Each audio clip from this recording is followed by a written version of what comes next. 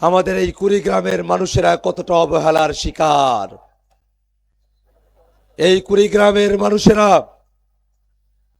তিস্তা নদী বিধৌত ধরলা ব্রহ্মপুত্রের মাঝার দিয়ে যে কুড়িগ্রামের বিস্তৃতি, সেই কুড়িগ্রাম বাংলাদেশের মধ্যে সব থেকে দারিদ্র্যপীড়িত জেলা।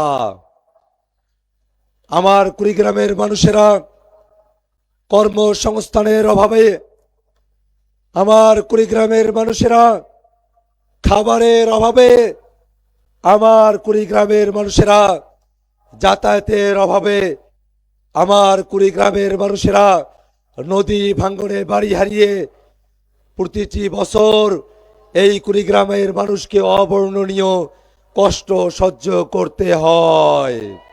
আমার নিজের দুলাভাই আমার তাই বাড়ি কয়েকবার করে নদীতে ভেঙে গেছে। সকালবেলা রাজারে তুই, ফকির সন্ধ্যাবেলা, এই কথাটার অর্থ সব থেকে তারা ভালো বোঝে। নদীর পাড়ে যার বাড়ি ভেঙে গেছে, এই কথাটার অর্থ সব থেকে তারা ভালো বোঝে। এই কারণে ভাইয়েরা, এই কুড়িগ্রামবাসীকে আমাদের যদি উপকার করতে হয়, সবার প্রথম তিস্তা সহ কুড়িগ্রামের সকল নদীর সমস্যার সমাধান করতে হবে।